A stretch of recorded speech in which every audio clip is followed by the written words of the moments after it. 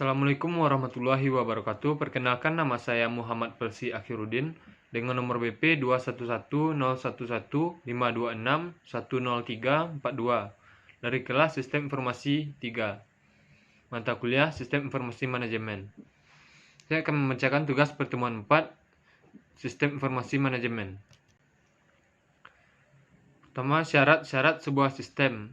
Jadi dari sistem harus dibentuk untuk menyelesaikan suatu tujuan. Elemen sistem harus mempunyai rancangan yang ditetapkan. Adanya hubungan di antara elemen sistem. Unsur dasar dari proses atau arus informasi, energi, dan material lebih penting daripada elemen sistem. Yang kedua, komponen sistem. Jadi dari input atau masukan sistem, prosedur atau proses output atau keluaran sistem, teknologi, basis data, dan kontrol pengendali.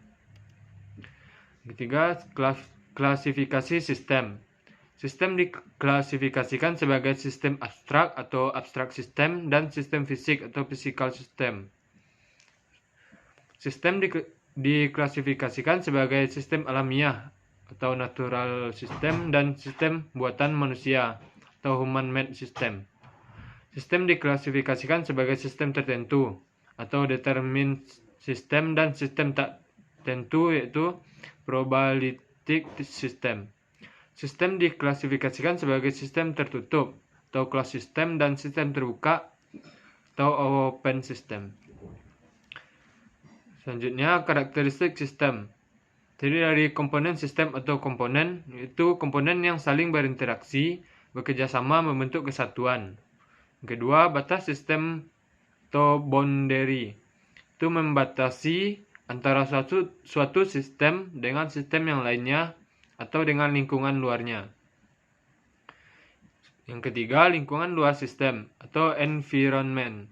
Apapun di luar batas dari sistem yang mempengaruhi operasi sistem. Interface, yaitu media penghubung antara satu subsistem dengan subsistem yang lainnya. Input merupakan energi yang dimasukkan ke dalam sistem. Input dapat berupa maintenance input dan sinyal input. Selanjutnya, output hasil dari energi yang diolah dan diklasifikasikan menjadi output. Dan selanjutnya, pengolah sistem atau proses, bagian pengolah yang akan merubah masukan menjadi keluar. Saranan sistem atau objektif. Sasaran sistem atau objektif, suatu sistem mempunyai tujuan, goal, atau sasaran objektif. Yang mempengaruhi kualitas informasi. Pertama, akurasi.